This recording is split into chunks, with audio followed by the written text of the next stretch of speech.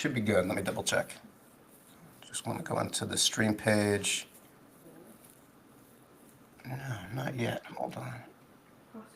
And what I'll do, I'm also going to throw the stream link in if you want to also play around in the chat. There we go. Hold on. All right. So I'm going to throw this into the chat. Open this up. All right, guys. Here's the stream link for you too. You can open up the chat on the side if you want to play along and chat with whoever's in there. So that should be coming to you. There you go. All right. So good morning, my time anyway, everyone. Great to see you all for our weekly episode of Spredict Live for UFC 314. Looking to go 4-4. I can't wait. My name is Fred Endy. I am one of the co-founders of Spredict. We are a predictive gaming ecosystem that will be launching in full on the Abstract chain. Our DApp is live on Abstract Testnet. We'll have all of you who are listening now or later also make your picks. We want to get you involved. Spredict is built on really three cornerstones. One is that we believe that predictive gaming should be fun and different for people. As you'll see when you use our dApps, our games are built different. You're able to engage in some of what you might consider kind of standard predictive gaming with some added features built in, like our favorite feature, which awards more points on our leaderboard when you're playing seasonal games and monthly games with additional kind of like opportunities, right? So it adds some game theory and strategic gaming elements into what we normally think of for predictive gaming.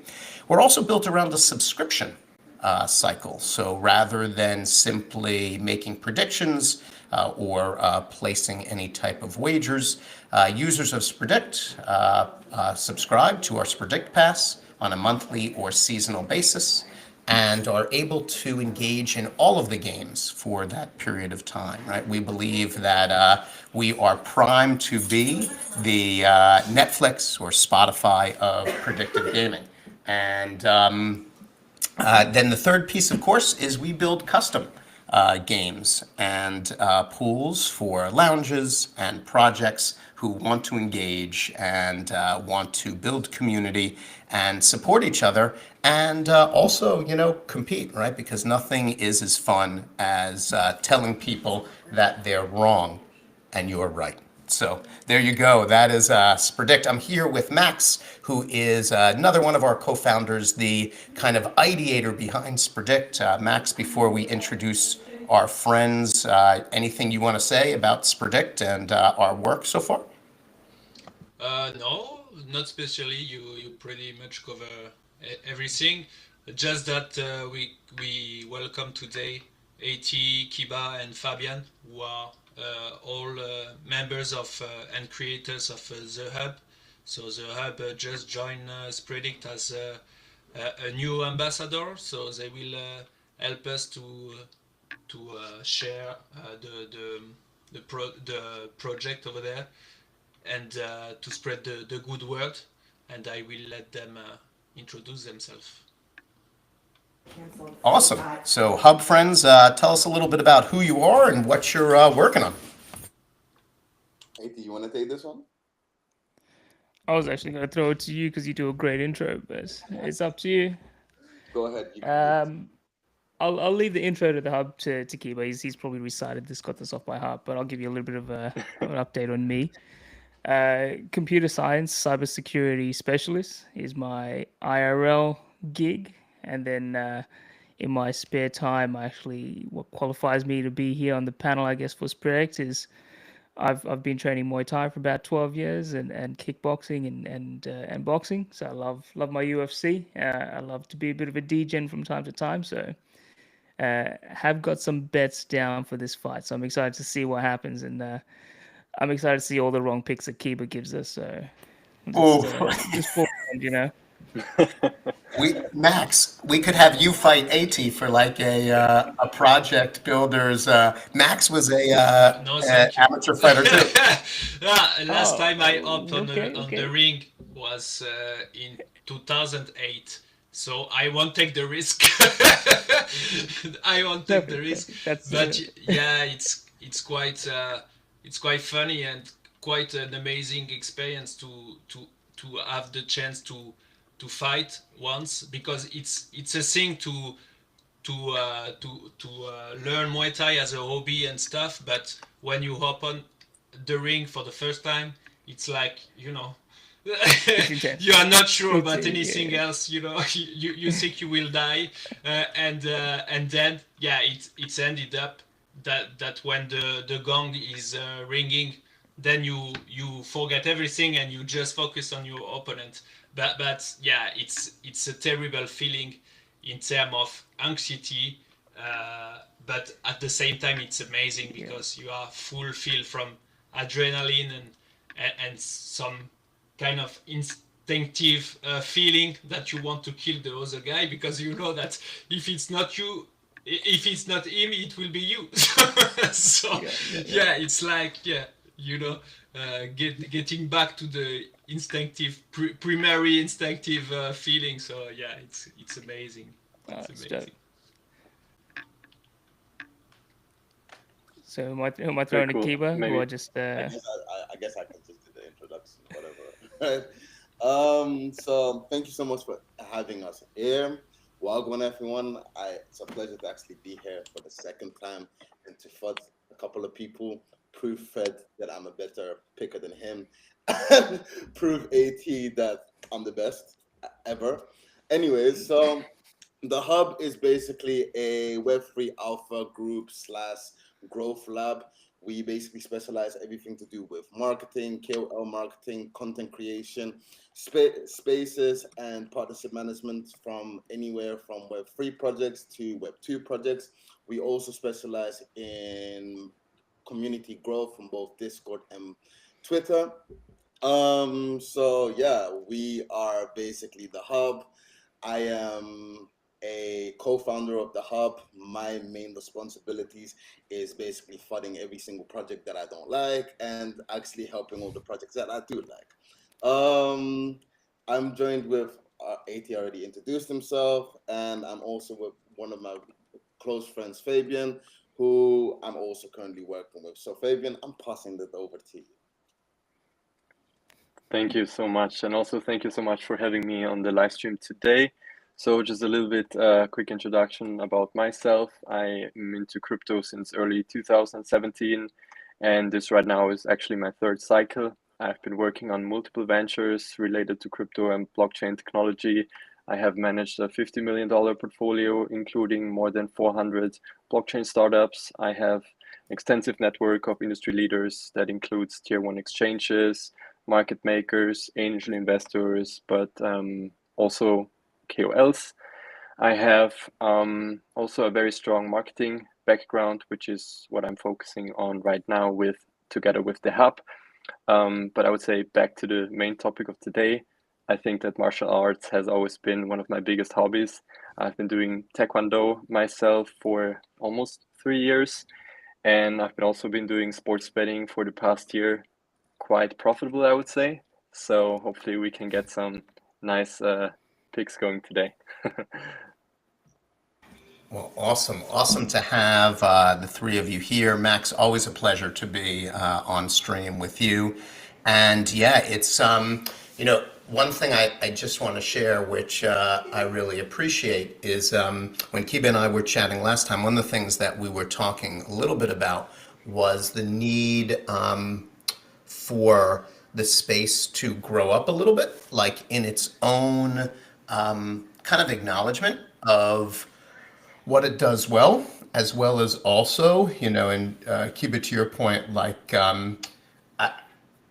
flooding projects you don't like, yes, and on a more serious note, also like helping people see the value of critical feedback, right? Because I feel like one thing that the space does struggle with is its ability to take anything growth related and use it effectively, right? And so I appreciate kind of the Hub's design in helping, one, not only connect people to other projects that are doing great work, right? And that are engaged in reliable and valid kind of experiences in the space, but then also helping people see like, yeah, like this is not great practice, right? Or here are areas for you to grow from, right? And I know Max and I, in fact, Max and I met partly through fudding a project that we were both in, but not in like a bullshit kind of way, like a real legitimate, here is what would make this project stronger. And the sad part was,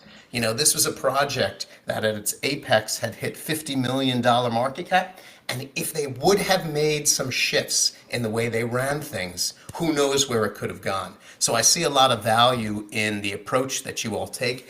And I'm just wondering, and for all three of you, and Max certainly, because I know Max, Fabian, Max has been in the space, I think, since 2017 as well. As you've looked at these last few cycles, where do you think the market needs to go in order to really get to a place where it's on like a positive upward trajectory? Like what do you think the market needs? Anyone want to jump in? Because I am going to rant. I feel like I'm going to rant.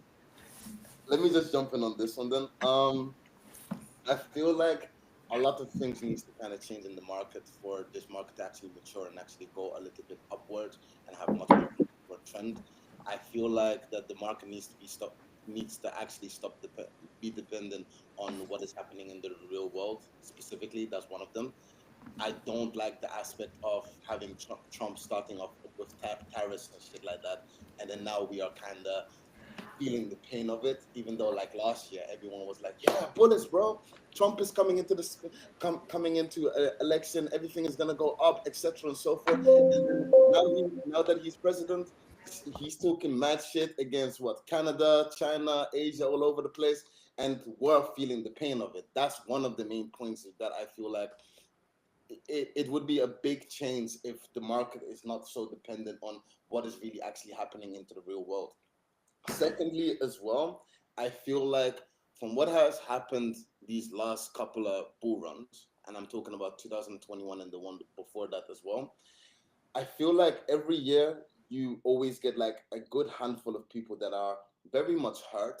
They experience some fucking bull, and I remember we can swear in this because I asked you this last time as well. But we experienced some fucking major fucking bullshit that happened in the fucking spaces, which I kind of get really kind of tired of, and I understand that a lot of other people is also really kind of getting tired of it. So like, and what I mean with that is that right now there is a lot of people that don't trust the market in any way, in shape and form. I don't feel like that even if you go to let's skip the people that already know about crypto and let's just look at it from the normal and the normal average Joes, right? If you talk about crypto, especially NFTs is like the devil word right now. If you say anything about NFTs, the first thing that people would think of is what are you guys just trading pictures that you can save, you can right click, paste and save and all of that kind of stuff? Are you guys bullish on fucking pictures that are just monkey fucking pictures and they're worth hundreds and fucking thousands? I was having a conversation with another person as well, and he said something very fucking smart as well, that the time where NFT specifically or crypto specifically was very valuable because they only posted some fucking pictures on an NFT was the time when everything that was the biggest sell trigger at its best, at its finest. Because why the fuck do we have to value so much on monkeys and this or that on a picture and say, yeah, this is community bullshit and this or that? I feel like for this market to kind of mature and actually to go a little bit forward is the idea of the technology aspect to grow a little bit further than what it actually means. And what I mean with that is that the technology behind, for example, NFTs, right?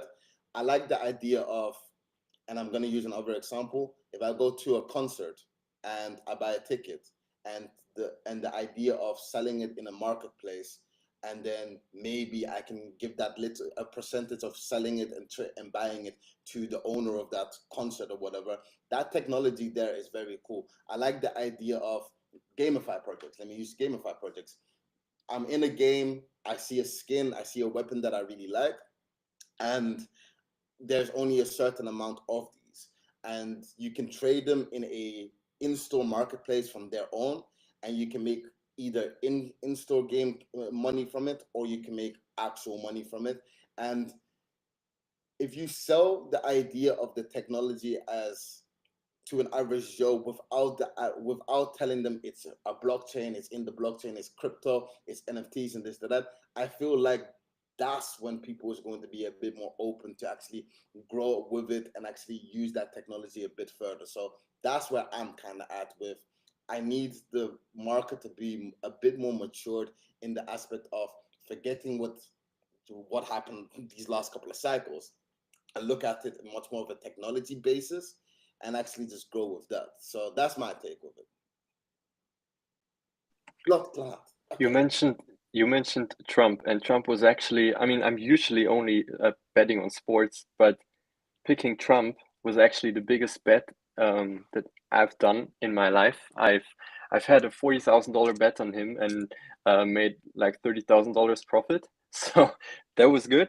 But I also do think that a president, especially the most powerful person in the world, I would call him, the president of the United States, him launching a meme coin, now in hindsight, must also be, or is obviously somehow also a very big red flag and a sell signal. So hopefully that meme era is done and we're going back to utility coins. So I'm speculating on that. Yeah, totally. I mean, we're seeing it on pump.fun, right? There are almost no tokens at all that are being launched there. Yeah, the hype seems to be gone there. Yeah, If I can for the good. If I can jump on that pump. It was about time. Sorry, if I can jump on that pump fun really quick, right? Pump fun is a good fucking excuse and a good one as well, because I really like that you brought that one up. If you look at pump fun these last couple of months, we only saw porn and people telling them that they're gonna hang themselves or shoot a fucking cat just to make fucking profits, and it actually pumped. So like, if the normal average Joes are looking at that as a fucking example for crypto, how the fuck are we gonna really mature? Like, really, let's be honest on that one. And the idea behind Pump Fun, right? Kind of quick launch ecosystems that build in all of the components that people need is actually a really smart idea from like a access to the space perspective. The challenge is, right? So it's kind of like you set a table with food and then you watch how people eat it, right? And so here you've got this like experiment on here, right? People talk about not being able to launch, create their own token ecosystems. Here you go, right? It's everything you need. And we watched as it devolved into, right, porn, right? Watch me sit on the toilet for 24 hours, right? I mean, like the level of insanity from what came from that helps me to believe that we're not quite ready to give like the entire world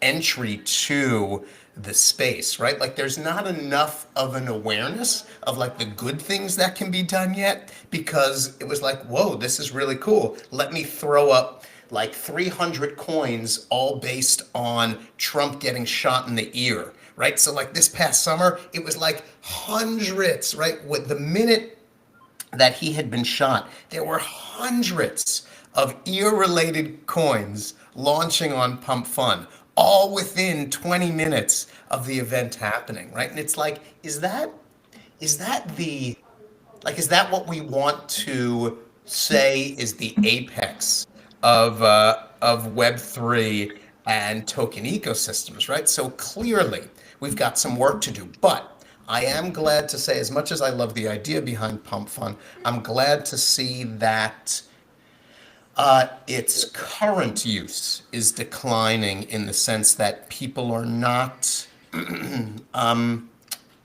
profiting from the same bullshit that it was being used for.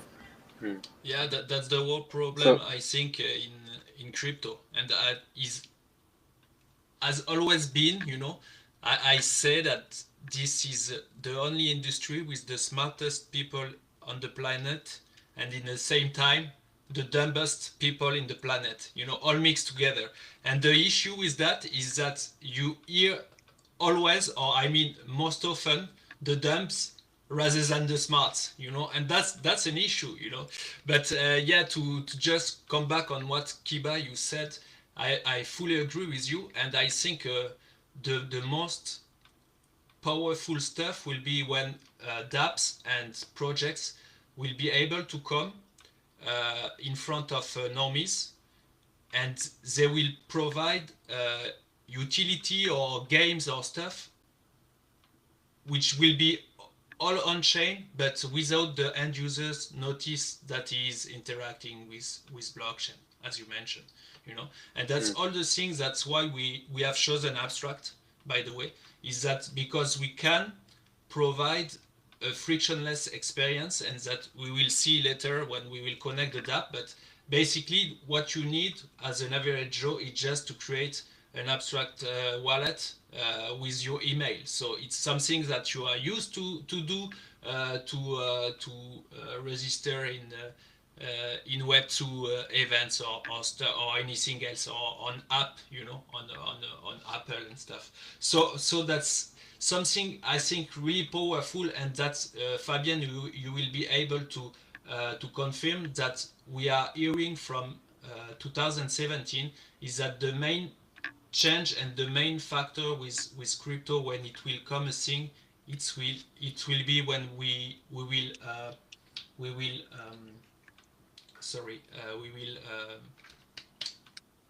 will see mass adoption, and mass adoption will come only by that fact. I mean, the average Joe doesn't give a fuck about what you have in your engine. He just wants to know if your car is fast or no. So that's the whole thing.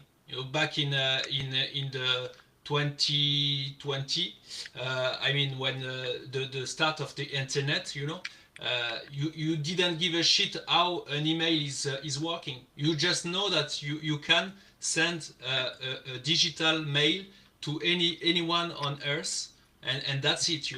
So yeah, I think that's the technology shift will come by the way that the builders and the community members will be able to show to Web2 people that crypto is easy, and you don't need to know shit about it. You can just have fun and enjoy. Yeah. Just to piggyback off that, I think kind of sound like a broken record, because I mentioned this in the last Twitter space, where the question is what's the issue, and Kiba saying, how do we get people into the space? But the issue is that the barrier to entry is still too high. It's lower. Abstract has gone a great way in terms of reducing this, having an email, like just connect an email and off you go. But the barrier to entry is still too high. And I think crypto mass adoption only comes when people don't know they're using crypto. That's kind of the thing, right? It should be seamless, it should be smooth, but then it should be on the blockchain. And like NFTs in people's minds is a picture, not the technology, right? So NFTs means pictures on crypto, not non-fungible token, which is a whole nother like subset, and like creates so much more opportunities when you think of it like that. So it really is a bit of a mindset shift, I think, that needs to happen, but we'll get there. I think we will, right? I think that, I have been in the space for about 5 years at this point, so certainly not as, I don't have the same level of experience as those of you who have been 2018, 2017, etc. But I've learned a shit ton. I mean, and I'm still here, right? Which means that I'm at least doing something right? And I'm taking what I've learned and putting it into practice. So, and for me, I do think that the potential for the space, right? Like we are still in its infancy on some level, right? Because AT, to your point, that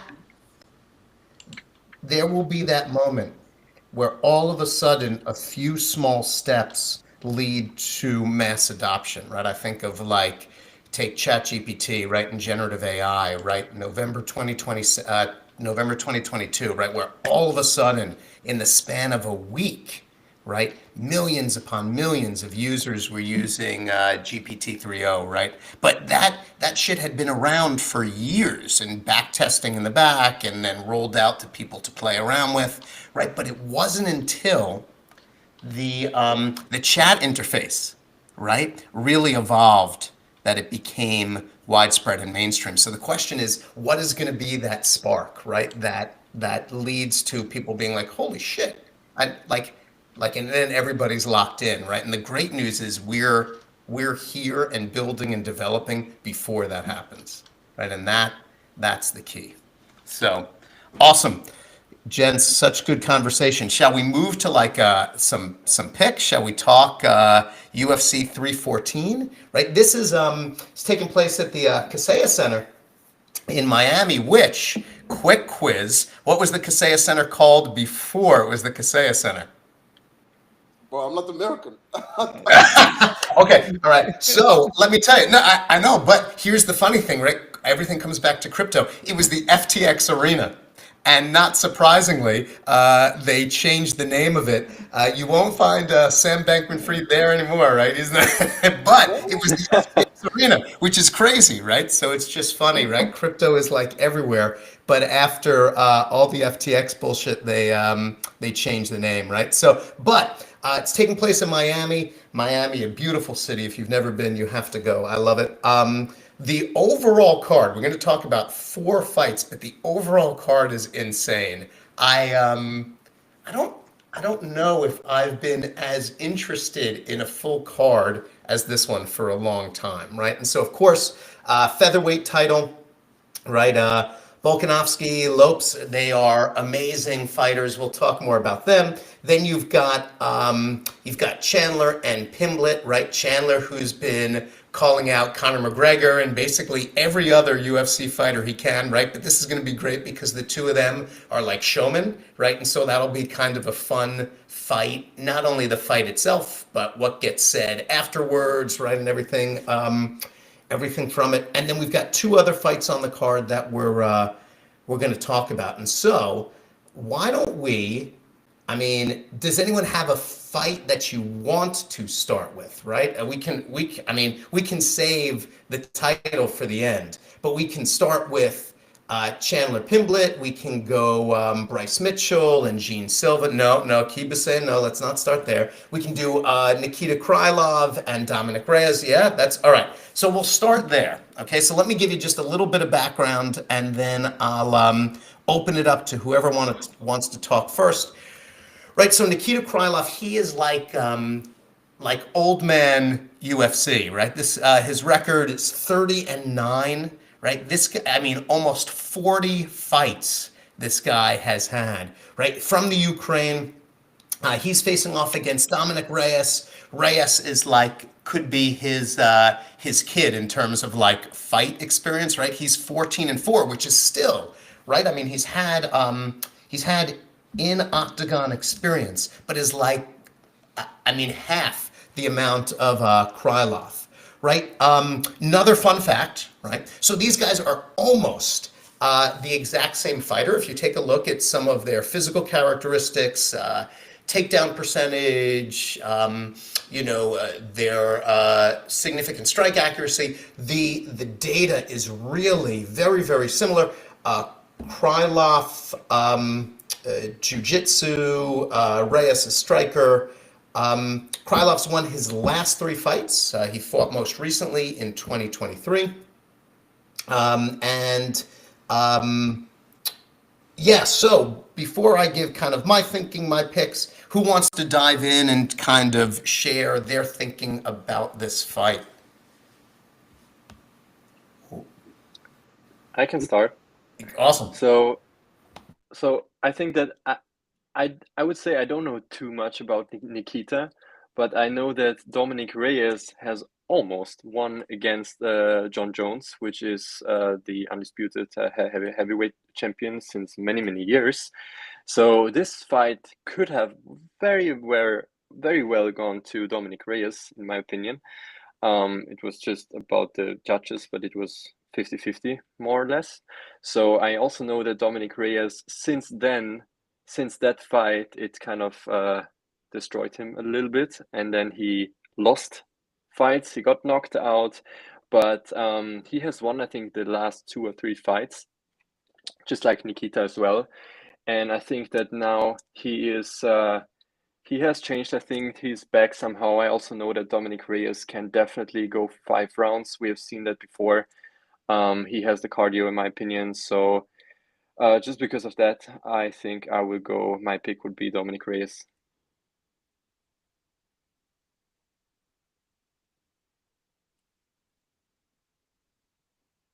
All right, who wants next? Jump on in. Go ahead, ATX. I saw you. You saw me on mute. This is a weird fight, right? Because most people know a lot about Dominic Reyes, not because they like him as a fighter. They've seen him come up because he fought one guy, he fought John Jones, and put him on the map. People had to look into him, and then he lost. Close fight, but I just don't think he's been the same fighter since. He was on a losing streak to a point where I thought one more and he's done. Like Uncle Dana's cutting this guy. So I'm kind of torn. I think Dominic Reyes is an athlete, but he's just a bit hit or miss right now. And again, similarly, Nikita Krylov I know really nothing about. I can't even say that I've seen him fight. He's probably been on the cards we've seen, but not been noticeable enough. But by sheer kind of fact that Reyes has been unimpressive in the last few fights, I went with Nikita Krylov. Bit younger on paper, he seems to be a bit better in the submission game, and I just think if he can get it to the ground, he'll be fine. But Reyes, I think he's a different fighter since John Jones. John Jones breaks people.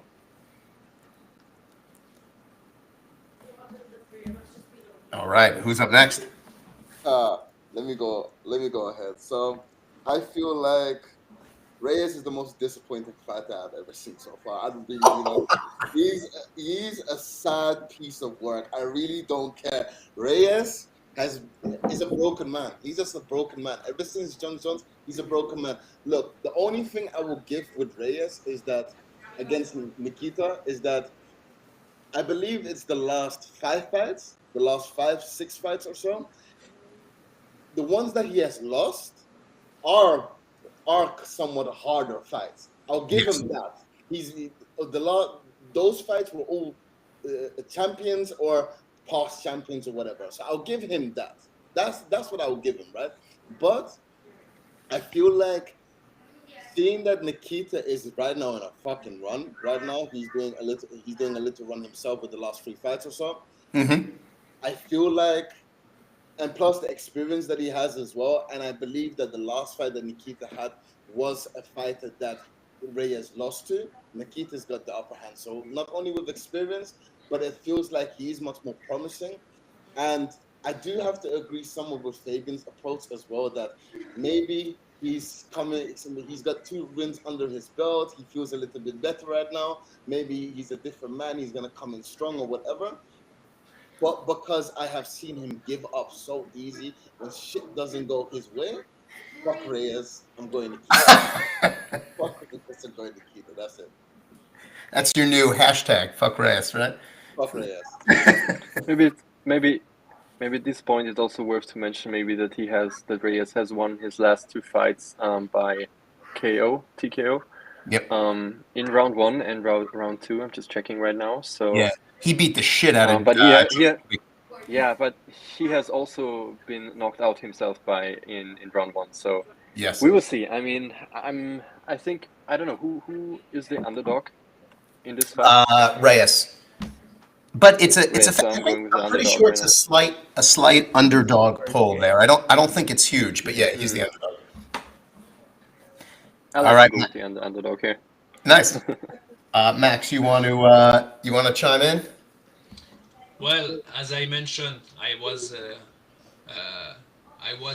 big into UFC 20 years ago, so I won't be a big help, but I would go with that one with the experience. So with Krylov? Krylov, Yeah. Krylov, yeah. Awesome. All right, so I'm going to share my thoughts. Before that, though, I'm going to pull up the DApp, right? Because I'll make my picks live. We'll show everybody how they can access it. So let me just share.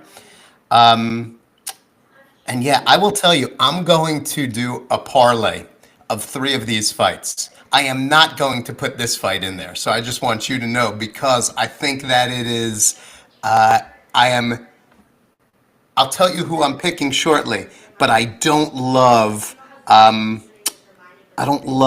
my option on this one. So hold on, let me just separate this out. Let me share. Window, hold on guys. Share. Come on, come on. There we go. Screen, Chrome tab. Where is, I don't know where it went, guys. Let me see. Hold on one second. For some reason, the DApp is not cooperating to be shared. Hold on, I'll get it. Thanks for your patience, guys. Let's see, this one, no. I don't, that is funky. Hold on. I know what I'm going to do. Bear with me. I'm going to combine it here, and then you'll tell me whether you can see it or not. Because for some reason, it's not coming up on the tab. All right, so can you see it now? Is the DApp up? I see the stream Yes. up. Oh, you see the stream up but not the DApp? Yeah. All right, hold on.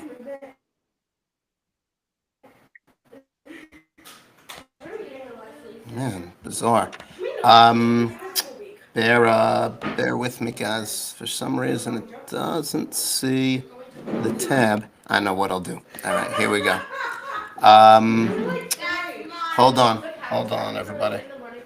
Let me just pull this up. There we go. Here we go. Dap.spredict.io. Let's see.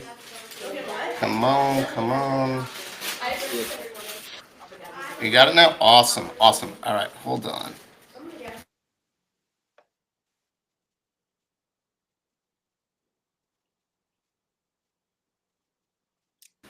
All right, so let me show you a little bit how you get there. So to access our DApp, you're going to go to dap.spredict.io, right? And I'll pull it up here on screen too for you to take a look at it, right? So again, dap.spredict.io.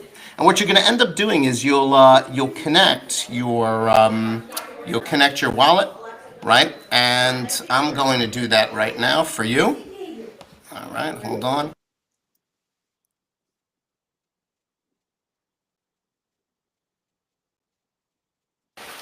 All right, so let me do that. Connect. All right, so you're going to see up in the top right that you'll have a connect your wallet button. As we shared kind of at the beginning, we are connected to the Abstract testnet, right?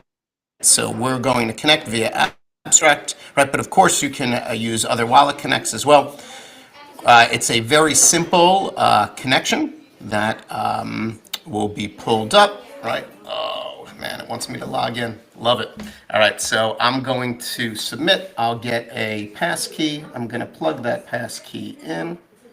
All right, so let me do that. And that's, of course, a bit of a security feature, right? So it'll connect me. I'll approve. And then I'll be connected and ready to make my picks. Now, a brief kind of mention of what you're looking at on the DApp on the left-hand side are all of the different, and so you've got MMA up at the top, which we're looking at right here, which is in development and soon to be released. And then we're also working on a crypto price prediction feature, right? Because beyond sports and corporation, our DApp will have lots of opportunities. And then when our seasonal feature, our Spredict Pass goes live, you'll be able to purchase those right within the DApp itself. And so I'm going to scroll down. Oh, one quick thing to mention. Two of the areas that you'll have access to shortly are our past results. You'll be able to chart how you've been doing, and then the leaderboard. When you're involved in seasonal or monthly play, you'll be able to see how you score as well. So I'm going to scroll down to... if oh, I yeah, may, go ahead, Max. yeah, that just Yep. once the past results tab is live, so you will be able to see your past results, and the only pool which is going to be displayed here will be the one live. So you won't have to scroll down anymore, you know. So it will be way more convenient for the user, you know. So right now you have to scroll down to see the fight. So the UFC 314, yeah. Thanks, buddy. All right, so I'm going to scroll down to Reyes and our friend Krylov, and I'll share what my thinking is. Now, I'm first going to say that in this case, like I shared, I'm not particularly interested in taking any money on this fight. Reyes is the underdog. A lot of times, if I feel that a fight is pretty well matched, right, as I think this one has the potential to be, I will bet the underdog, right, and I'll put some money down. And so from a 4-fight parlay, I see a lot of potential here. My thing is, and you've both said this, there are two competing elements for me. Krylov, I feel, is older in both experience, gaming style, or fighting style, rather, and I think that his experience and somewhat strategic approach doesn't match as well with Reyes, who I see as a run-and-gun fighter, and also someone who's become really unpredictable, because as many of you have shared, I think that any real fighting energy got depleted when he lost to Jones. Now, I will say he is coming off 2 wins, right, to Krylov's 3. I also think that he can fight and he can come out swinging and he can hit hard. I think Krylov does have just the wealth of experience that being in the octagon double the amount of time provides.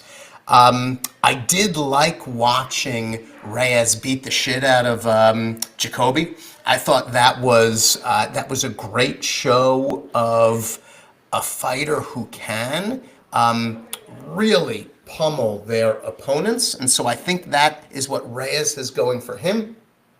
And there's this when Jacoby eventually falls down.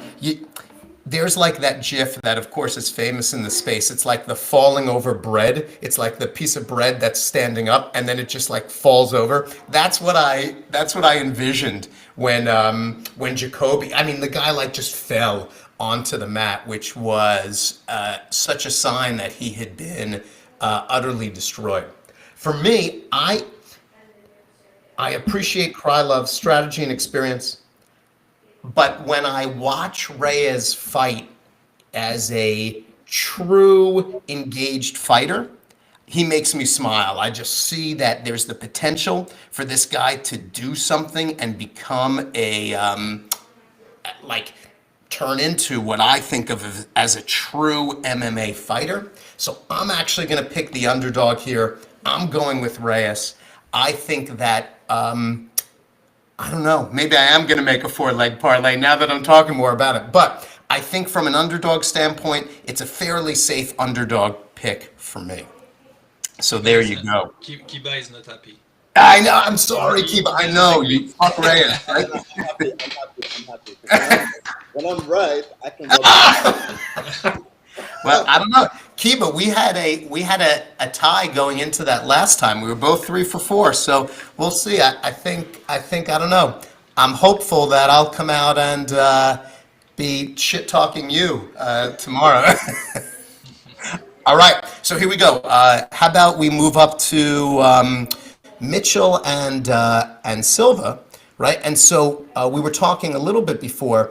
Silva is really super newer to the UFC scene, right? From Brazil, Bryce, by the way, this card has a significant number of Brazilians fighting on it, right? So Bryce Mitchell from the US, 17-3. Gene Silva from Brazil, 15-2. Talk to me. What are you thinking for this fight? Let me start on this one then. This one is a funny one because like I feel like I believe Silva was from one of Dana White's contender series. I believe so. I don't know. Like he reminds me of someone that I think I've seen him in the contender series. I did see him fight. I believe he won the contender series as well. I was watching a couple days ago some of his fights, and I do like the pressure he gives in. I do like that most of his last fights were coming from TKOs and knockouts, so he does bring a pressure. The only thing that kind of scares me is that I like Mitchell. I really fucking like Mitchell. Mitchell is my guy. I like how aggressive he is. I like how he is. But the thing about Mitchell is he's not a finisher. He's not a finisher. Knowing that this is going to be a 3-round fight and he has got a very fucking nice chin on him as well, I feel like if it's going to go the full rounds, Mitchell might be able to hold hold the punches that Silva's going to dish out. I feel like if Silva doesn't knock his ass out, like he said in the press conference, I feel like Mitchell might have the upper hand when it comes to holding it out and just winning by decision. But if I have to put my money into a bet, I'm going with Silva. So Silva's my bet. Pretty simple and easy.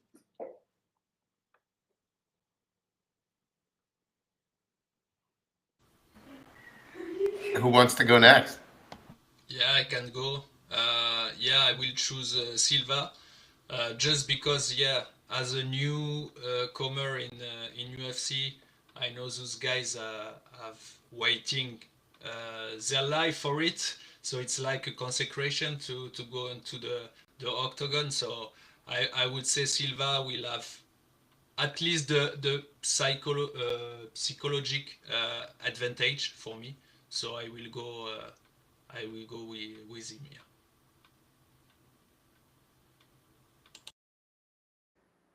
It's a tricky one. This one, I think, because Bryce Mitchell got knocked out. Was it Emmett? I can't remember who knocked him out. It was Emmett first beat the round KO. fuck out of George him. Emmett, yeah. Destroyed him. Yeah, and he was out cold, and then also he's been submitted, right? So in terms of losses, these guys are pretty much 1-for-1. But something about this, and I've looked at Silva's record. I haven't seen him fight too much. I've watched a couple of his fights. He's good. He's aggressive. He's pretty sharp on his feet, but I feel like they're feeding Silva. It feels like Dana is like trying to get the rub off Mitchell, and he's just 100%. gonna, you know, get him, put him on the path, put him on that like title fight path, right? So I'm kind of going with Silva, but this one is, in my opinion, closer than the Reyes Krylov fight. It's really up in the air because Mitchell's he's only fought, I think, twice in the last 2 years. So he's barely fought because he got knocked out, then took a big break, then fought and won. But I'm gonna go Silva on this one. Cool. I think that I have the feeling that we might see a Bryce Mitchell upset here. I will go. My pick will be Silva as well on this one, but I can't see a Bryce Mitchell upset here. But we will see. Silva is a very aggressive fighter, and Bryce Mitchell, I mean, he believes in demons and stuff. So we will see. Yeah. So I love this. So by the way, we're gonna have. Oh, go ahead, Fabian. Yeah, I mean, I just wanted to say that I really liked the press conference. They had a pretty intense stare down. So I think that will be a pretty fun fight to watch. I think these two are going to beat the fuck out of each other, actually. I'm really excited Yeah. about the fight itself for this one, more so than the Krylov and Reyes one. And with a little bit less, like, I think that Chandler and Pimblett is going to be a lot of show, right? I think those two guys love to show off. These two, I think, are literally going to beat the crap out of each other, right? So I'm excited for the potential there. So I'm picking Silva, right? And I share some similar concerns, Fabian, as you raised. And here, first of all, both of them are great fighters. I like watching both of them fight. Silva, I think, is a knockout machine. I love Mitchell's ability to be strategic in the takedowns. I think that there are some real benefits to each of these fighters. I worry a little bit, a couple things. One, I worry that Mitchell is actually crazy. I think that I think there's a level, I mean, listen, Max had said it earlier, and AT, maybe you feel this way too. I think you have to be able to be a little bit insane to get in the octagon anyway, right? However, I think that Mitchell, I mean, he may be like a bit of a Satan worshiper. I mean, there may be some really strange things going on in that guy's basement, right? And I worry a little bit about his mental capacity, and not in like I just mean when you take someone like that, I feel that way a little bit back in the day for Conor McGregor too. There's like a level of craziness that some of these guys have, where if you ran into them on the street, like you might be worried about whether you'd be able to walk away, like just for being there with them, right? So I think he brings that uncertainty factor, which I appreciate in an MMA fighter.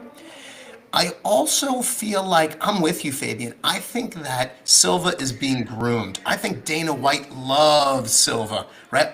I can't remember what was I'm gonna mess up his name, but Bagdasarian, whoever Silva had fought recently. So he knocks him out, and then the fighters will often go up on the top of the cage and point to people, right? But he was like zoned in on Dana White. I mean, there was like this clear thing that made me wonder, like, are they like? It almost felt like I remember growing up. I was a big at the time it was WWF, right? Like a wrestling fan, right? And of course, in wrestling, everything is staged, right? Very, very different from MMA.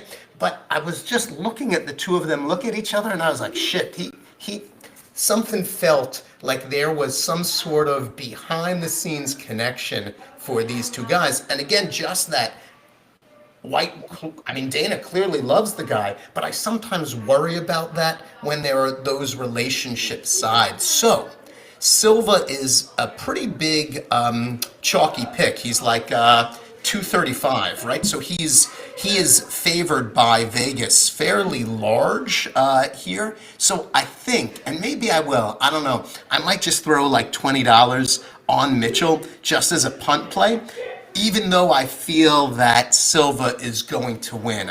There something about this fight. It seems like I'm missing something, and that the chalk might be missing something too. So I'm going to pick Silva, but I do that a little bit uncertain of where things are going to go.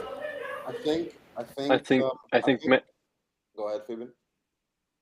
No, I just wanted to mention that I think there are a lot of people that dislike Bryce Mitchell, and that's just because of the things that he said.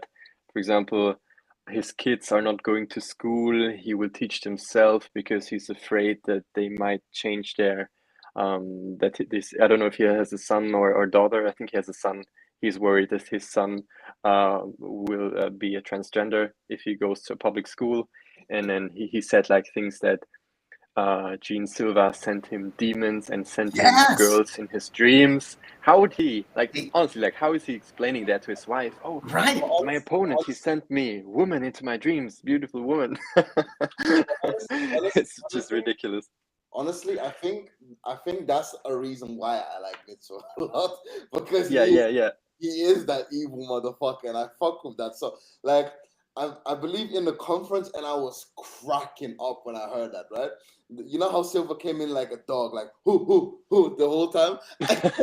Mitchell was like, in my days in the farm, you know how many times I put down dogs, and I'm like, yeah. And he's like, these dogs are just attacking my family and my animals, and you know how many times I have to put them down, and I'm like, yo, relax. And the fact what Fred said as well, that Silva's kind of groomed a little bit. I think it's specifically because of the whole contender series kind of thing, because everyone knows if Dana White has a contender series, this and whoever wins that contender series, he's got like a little favoritism going on down there, because he's got such a belief that everyone that comes from the contender series is going to be a straight out champ 100%, because it has happened in history, and I feel like that's where the grooming type of relationship does kind of come into. So I do agree with Fred and Fabian with that aspect specifically. Yeah, The thing I just want to add to that real quick. Oh, go ahead, Fabian. No, I just wanted to say that I think Kiva referred to Sean O'Malley, who came from the Contender Series originally. Yeah, but there's more. There's also a couple of other fighters from Contender Series that became champions after that. But basically, and O'Malley is one of them, 100%. Yeah. The other thing I just want to add real quick, which I think ties into that, is not only does Dana love Silva, but he hates Bryce Mitchell. Do you know what I mean? So when you like, I don't know whether he really hates him, but because Dana White's in the position he's in, and because Bryce Mitchell makes the types of comments he makes, there's also a bit of a liability factor for Bryce Mitchell within UFC too, right? If you're talking about demons, if you're talking about Hitler, if you're talking about your opponent sending you women in your dreams, there is like a PR factor that Dana White, I mean, you know, everything gets blown up, so Dana White is very strategic and adept at dealing with the publicity issues that come out during press conferences, right? But I feel like Bryce Mitchell is probably a heavier load for Dana White to handle, just because everything he says is a potential liability. So I think when you take like a Contender Series winner and put him up against somebody, you know when you work with that person who's like a real pain in the ass, and you're like, oh man, right? Like, I think that's what Bryce Mitchell is to Dana White. So you've got both the fighting side and then the PR side. Like, if Silva wins, Dana White is going to be happy as shit, right? If Bryce Mitchell wins, Dana White's going to be like, fuck this guy, you know, right? So I just feel like that's in the background too. Give him another Strickland. Question is, Give us another Strickland. yeah, the question is, what if the fight goes the distance? I mean, I don't believe it will, but what if? Are the judges also like Dana White kind of biased, you know? It's so good. Yeah, it's such a good point. You know, it's funny. We're talking about it now, and it's making me, I'm thinking about my parlay in general now, too. I would worry about that, actually, but I mean, more in Silva's favor, right? So maybe it's actually I'm thinking maybe it's I should be taking a little more action. But yes, I do worry about that, and I'm not sure how. I don't think it'll go the distance either, but if it does, it might be really tough for Bryce Mitchell supporters for sure. I don't know. Like, Mitchell is known to go to the distance. I did say that. He is known to go to the distance. Like, look, the only time I feel like the judges might play that stupid role as choosing the favorite is if it's like very, very, very fucking close. But if it's like blatantly obvious who won all 3 rounds, it's going to be kind of hard to back that up without some sort of bad rep like that. We've seen it happened before. Terrible judging.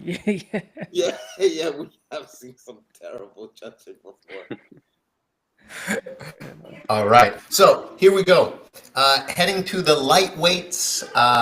Michael Chandler, 23-9, the United States, right? Big talker. He loves to hold the mic. He's sometimes more fun to watch after the fight than during. Paddy Pimblett, from England, 22-3. These two face off. They both love to play the crowd. All right, guys, what do we think? Who do you got?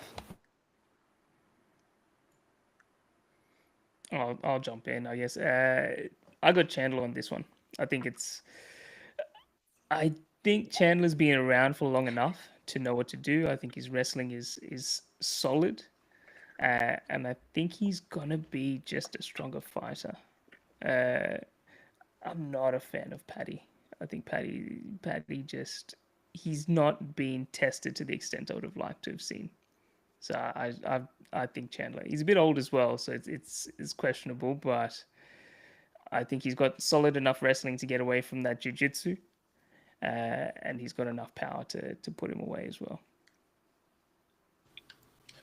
I will say, as Paddy Pimblett is the one of the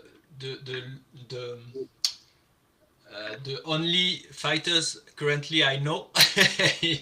so I will go with him because I like his unorthodox style of fighting, and he's crazy guy, but I love it. Back in those days, I wasn't enjoying fighting those crazy type of guys, but to watch them, I like. So I will go with Paddy for this one. I think that Chandler, yes, he has the experience, but I feel like sometimes he does not know how to use his experience properly. I think it's a tough one, but Pimblett is on a tear right now. I mean, he has his own hype. I think I have to go with Pimblett here, although I could definitely see Chandler winning this one. I mean, I think Chandler only has two wins in the UFC, if I'm not wrong. He has lost his last 2 wins. He was waiting very long for McGregor to come back. So I'm happy he moved on from that. But I think that I will go with Pimblett, and I do think this fight will likely go the distance as well.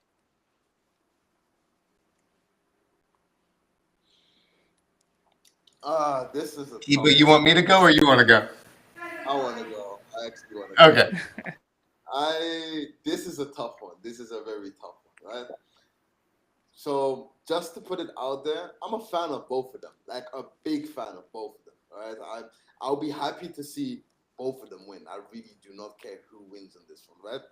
But if I have to look at it like this, I feel like with experience and seeing that he's much more of an explosive fighter, Chandler does bring a lot of danger for Paddy, 100%, right?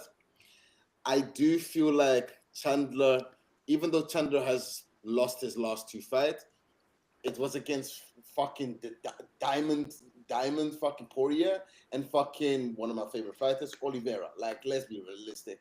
Those guys are just monsters right there on, right?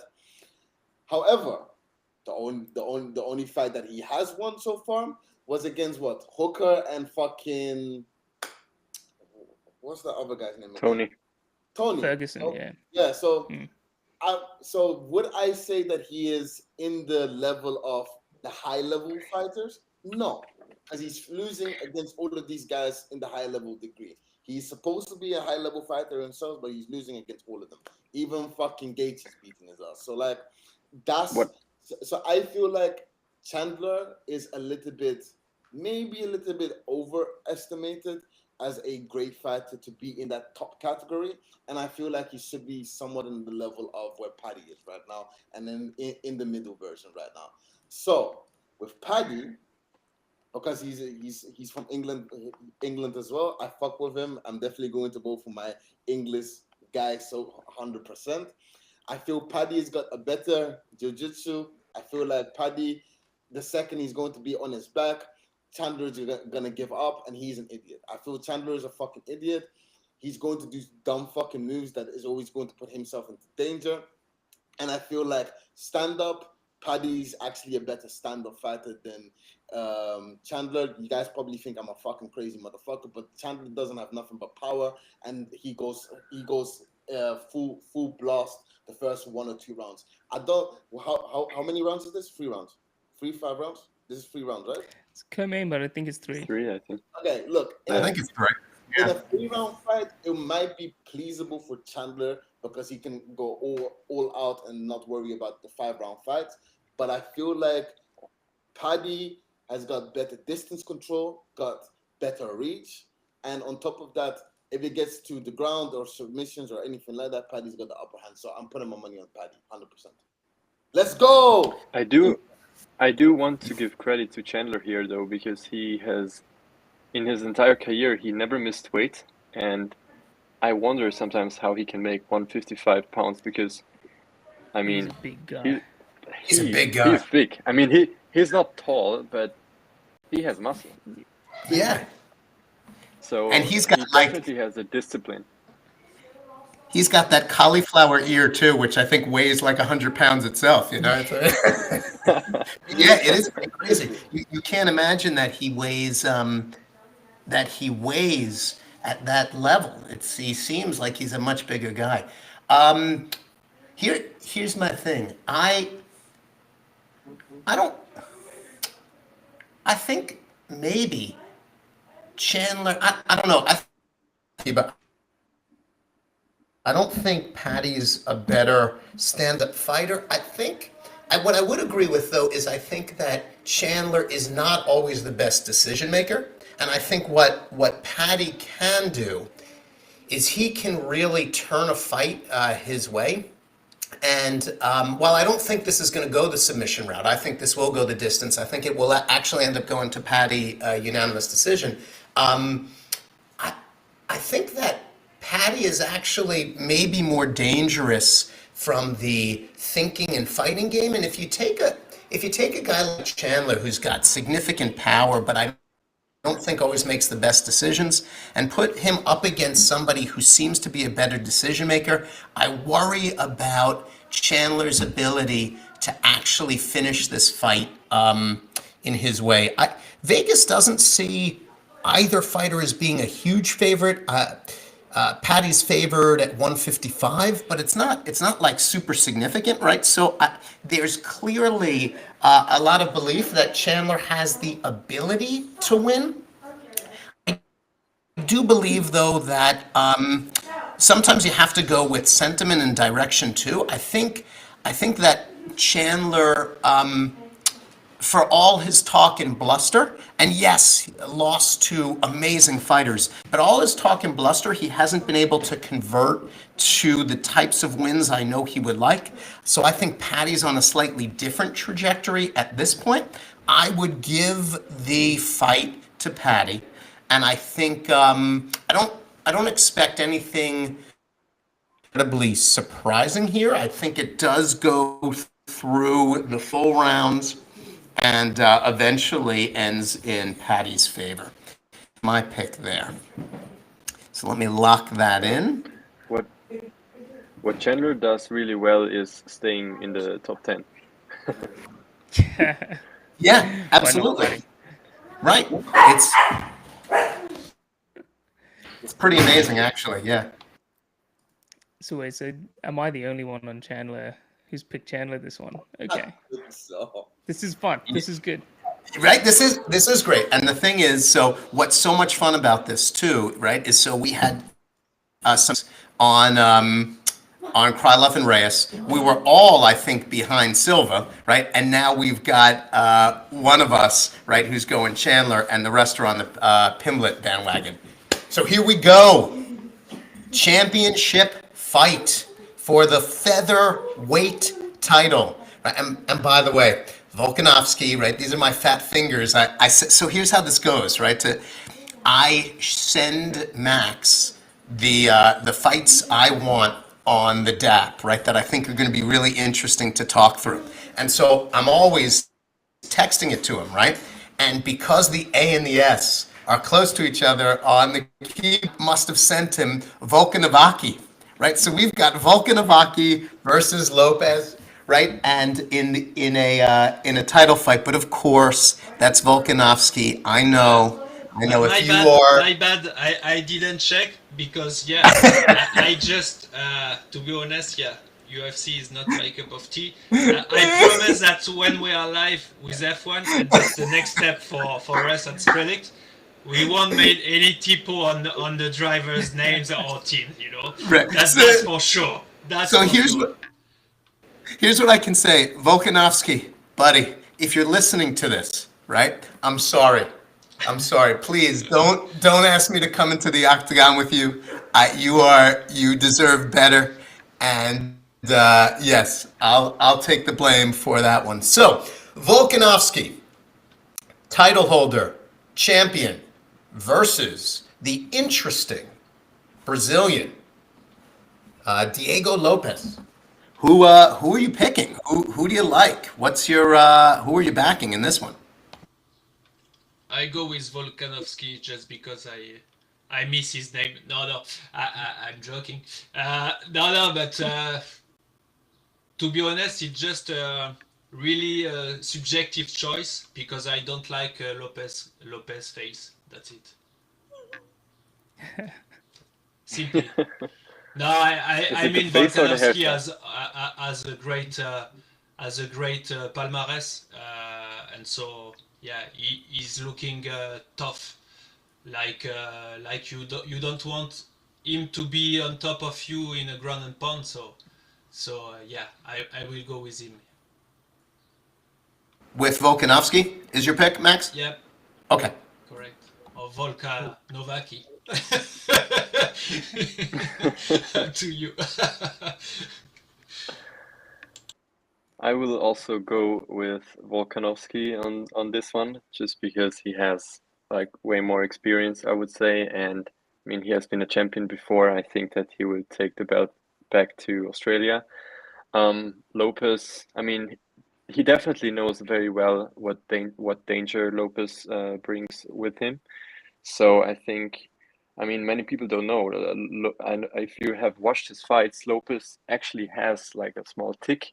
He has like a scar on his on his throat around here, and he has to fight. I mean, I think that I say it like that.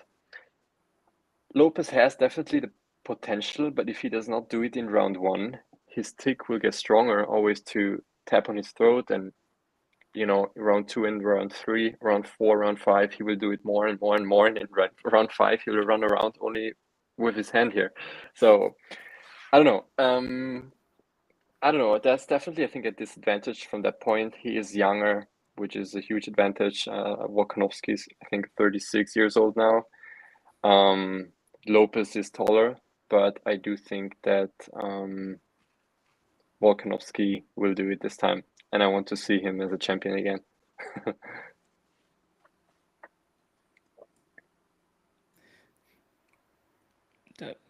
I may as well go.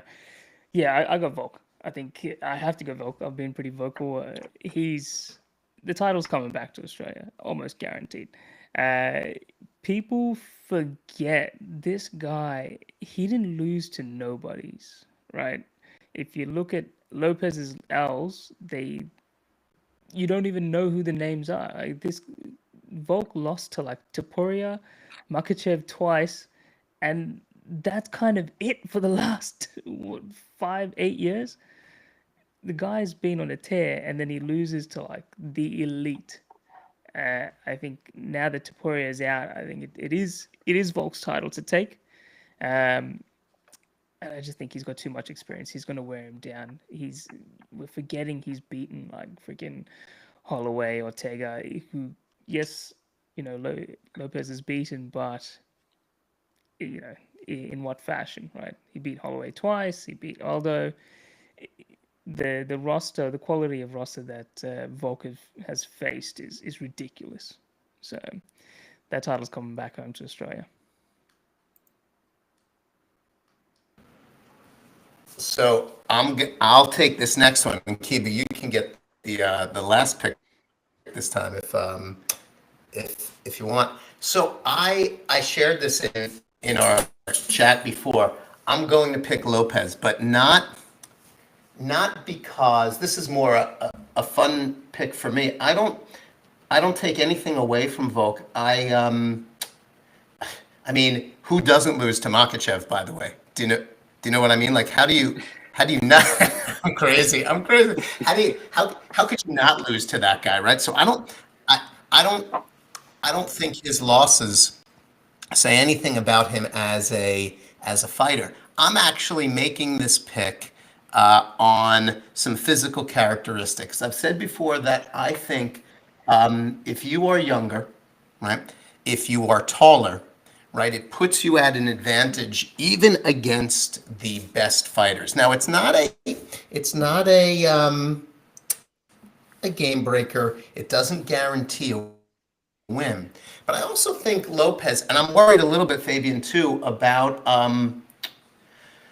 his tick. I don't know how it's going to play out. I don't see. I mean, I don't see Lopez knocking out Volkanovski by any stretch, right? So I think this is going long, right? I mean, that's where I think it's going. I don't know how the tick will play out. I do think Lopez can fight. I think he's versatile, and for me, I'm taking a risk on this one. I'm going with the younger, more physically kind of defined fighter for what I think will be a really interesting title fight. So give me Lopez. The Vegas, I have to go. I wrote what the line was. Shit, I just have to find it. It might even be even, to be honest. I think it was something like maybe 115 to Volkanovski. So Vegas is pretty undecided too. It's probably a fun fight to take a little bit of money out on just for that reason, and because if you're a big Volkanovski fan, right? On an even pick, maybe it suits you pretty well, right? But I'm going with Lopez. I think it's an interesting proving ground opportunity for him to see the type of fighter he really is. So I'm going to lock it in. All right, Kiba, you're up.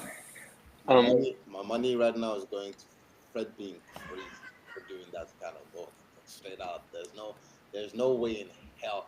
Like you mentioned taller, yeah, and you mentioned younger. You're telling me that Volkov has never fought a younger and a taller fighter before? Get out of here! Get out of here! Get out! All Of right, here. we'll see. Get Listen, out. we'll see. I can't wait to just be tapping on you, sending those messages. You might be asleep at that point, but just how about that? We'll see. I'm leaving the group chat if you. Erasing your accounts. Keeper Joseph left the group chat straight away. Like in my head, Volkov is definitely going to be champion. I want to see him being champion. Just like what AT said, you guys are forgetting who the fuck Volkov is. This guy, he hasn't lost for like how many years? The only people he lost to was against fucking Makachev and Topuria. Like, look at the name that I'm mentioning, and like the fuck, like. Look, I like Lopez. Lopez is a cool guy. He does pretty well. Most of his fight is going like his last two fights was anonymous. I guess like the 3 rounds. I haven't seen this dude going 5 rounds. When was the last time this guy went 5 rounds? Like, nah, there is no way in hell. Volkov has got the experience. He has clearly proven that a tall guy doesn't have nothing against him, and a younger guy doesn't really have nothing against him, right? The only time that does play a role is if he's fighting one of the two biggest, best fighters right now in the game. So no way in hell, you must be cracked out if you think that Volkov is gonna lose that. So money is going on Volkov, 100%, 100%. All right, let's say. Listen, we'll see. We'll see. I can't wait to go 4 for 4, guys. Thank you for this one. All right, let me lock in my picks. Let me do that. Right, here we go. I'm locking in. All right. One thing I want to add here is I think that maybe one of the reasons why Volkanovski lost to Topuria might also be because he jumped in only after 4 months after getting knocked out by Makachev. So 4 months is not a long time, right? on the other hand, I mean, Lopez has never been finished in the UFC.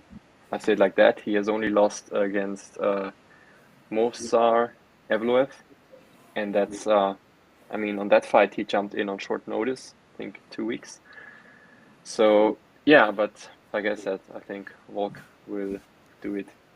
Full camp, we're talking full camp bulk, yeah? Not a 4 minute Yeah, I think hiatus. And Yes. he's the most ripped that he's ever been. I saw He's that. huge. He is Yeah, yeah, yeah. huge. I know. He's so big. He didn't drink. I mean- He said he didn't even drink. Bro, he's on game. Yeah. He's on game. I think Kiba took that comment about height personally, so he's really I feeling did. a type of way. Kiba, how tall are you? How tall are you? I'm 6 foot. Oh, okay. So if anybody should be saying, I'm like 5'6", man, so I should really take the height comments poorly. Lie that. Kiba's standing right now. All right, hold on. I'm going to stop sharing. Yeah, what's final thoughts, guys? So anything that's standing out for you for 314 or anything else you want to share? Yeah, AT. The biggest thing that I think Volk has going against him is that Drake bet for him to win. Oh, And I bro. think the Drake curse is true. And we could see, bet. like, He bet. we could see, he bet 400K on Volk to win. I take it back. I 400. don't Yeah, know. Shit. or something like that. I think it was to win close to $1 million. Something like that. Crazy. Yeah. Drake, Yeah, he bet. Drake is like the Yeah. I took a what's the screenshot term? of this. He bet Drake curse. 500. No, I see that he bet 545K on Volk. Ah. I took a screenshot of this. Yeah. Nah, that's bad. He's like a I think the term in the casinos is a cooler, right? It's like somebody who just brings bad luck to everybody, right? You know, so you take one of these guys and you put him at like the craps tables or the blackjack table, and like everybody just loses money. That's what Drake is to me. I feel like he's like oh shit. All right, well, good luck if you picked Volk, I guess. I'm pretty sure I remember a fighter told that he picked him. I don't know who the fighter was, and he tweeted saying, "Please Drake, don't vote for me," or some shit like that. Oh my gosh. Gents, this has been awesome. Thank you for joining. Thanks for coming on and chatting. Thanks for making your picks. Like I said, I can't wait to win. I can't wait for you all to delete your socials after you're embarrassed that you've lost. This is like the fun of Spredict, right? And getting people on to chat picks, place them. If you haven't gone to our DAP yet, dap.spredict.io, get your picks locked in. You can message us, share your picks with us. I've written down everybody's picks.